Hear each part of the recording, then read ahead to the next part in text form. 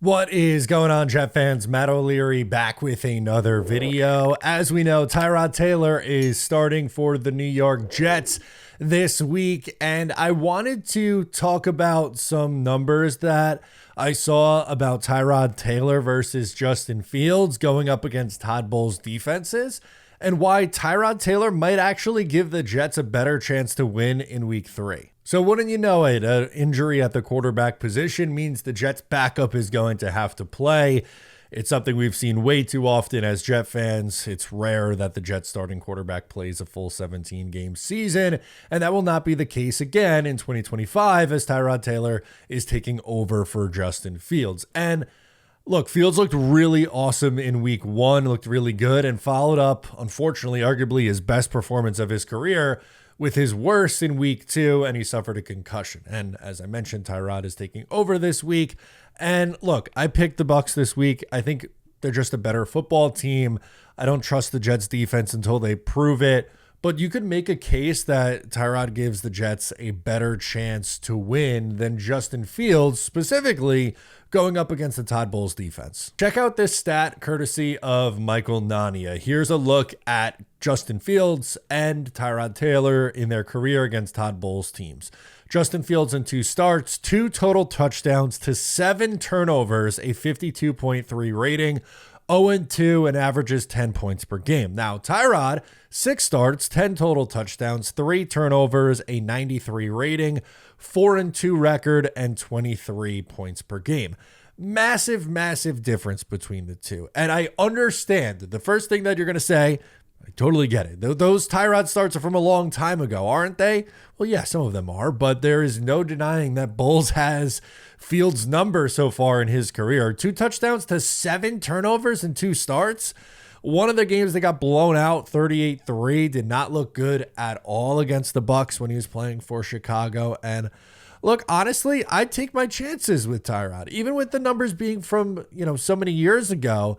Something that Tyrod's remained consistent with even later in his career is the turnovers. He's not someone who really turns the ball over all that much. He's very careful with the football, and I get it. He is not nearly as explosive as Justin Fields.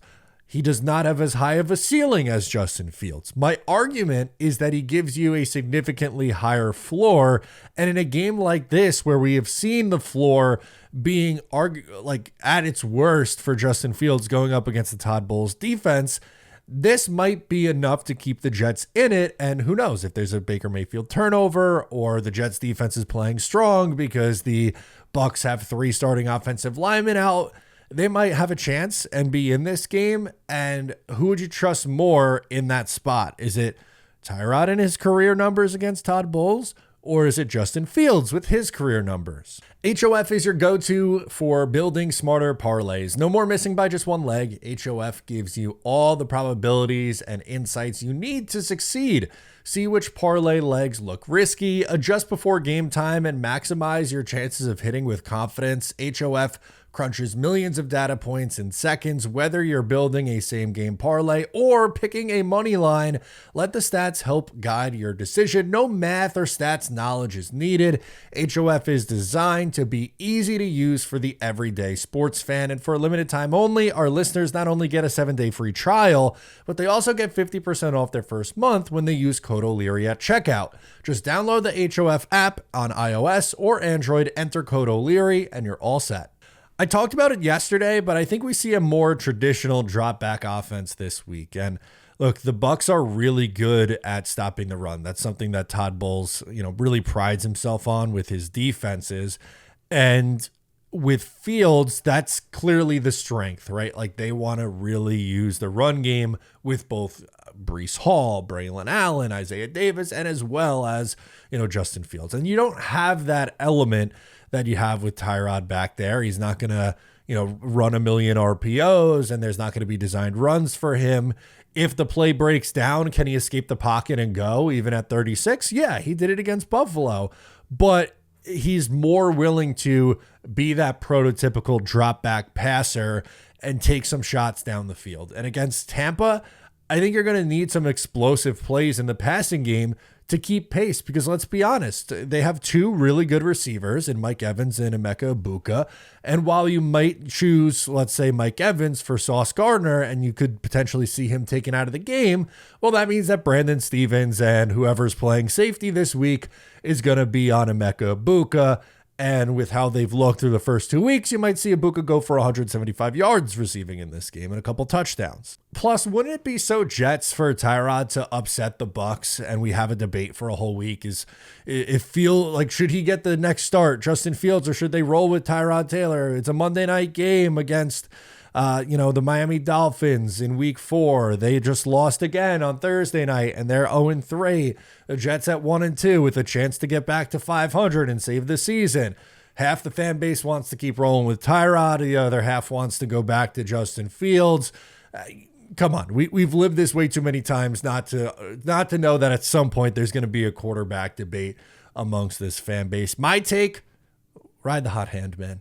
If Tyrod comes out and is awesome the next 2 weeks, if Fields is out for 2 weeks, he's probably going to get hurt and you're going to have to go back to Justin Fields eventually. But I don't know. I want to win games this year. I don't really feel like they owe it to Justin Fields to be like, you know what? You're going to get tossed back out there, even though you didn't look very good the last time you came out and played. And yeah, I get it. Tyrod is playing some good football for us, but we're going to go back to the young guy. It doesn't have to be that way. Think about what happened in 2017 for Buffalo. Tyrod Taylor was their starter. They made the playoffs. They ended a long playoff drought, and they still moved up and took a quarterback and took Josh Allen. So there's a world where the Jets could be playing the veteran of the two, right? Which is, obviously Tyrod, and still look to address quarterback going forward. And the argument I would think for the Fields crew would be, well, Tyrod's not a long-term answer.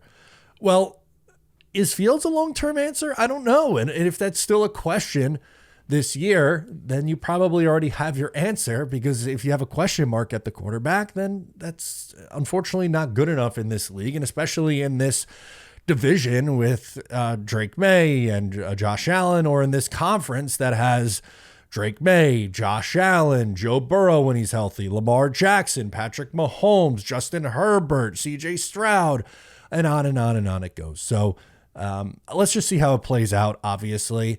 But I just wanted to share those numbers because it was a pretty drastic difference when I saw them, and figured that I'd come on and share it. So let me know your thoughts down below in the comments. I'm Matt O'Leary. Subscribe here if you're new, and I'll catch you next time.